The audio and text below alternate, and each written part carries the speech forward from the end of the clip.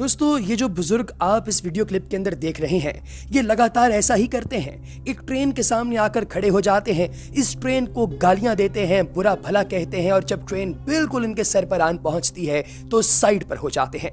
आपको लग रहा होगा कि वाकईतन ये शख्स पागल है या फिर इस शख्स के जहन पर असर हो चुका है या फिर ये खुदकुशी करने की कोशिश कर रहा है और कुछ लोग इसे एक स्टंट भी कह रहे हैं, लेकिन कोई भी नहीं जानता कि इसके पीछे हकीकत क्या है। तो प्यारे दोस्तों, हकीकत आपको मैं बताता हूं।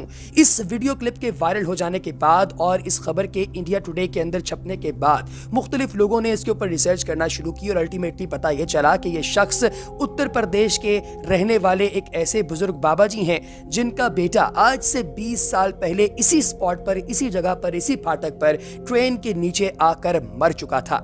और ये बाबा जी उस दिन से लेकर आज तक जब कभी मौका मिलता है यहां से गुजरते हैं तो ट्रेन के सामने आकर खड़े होकर उसे गालियां देते हैं और कहते हैं कि अगर तुझ में हिम्मत है तो आ मुझे भी हलाक कर दे। लेकिन ट्रेन जब इनके बिल्कुल सर पर आन पहुंचती है तो ये साइड पर हो जाते हैं और फिर कहते हैं कि यमराज अभी नहीं चाहता कि मेरी जान निकाली जाए। दोस्तों, बुजुर्ग बाबा जी के बारे में आपकी क्या राय है? कमेंट सेक्शन में जरूर बताइएगा। अगली वीडियो तक दीजिए इजाजत। अल्लाह हाफिज।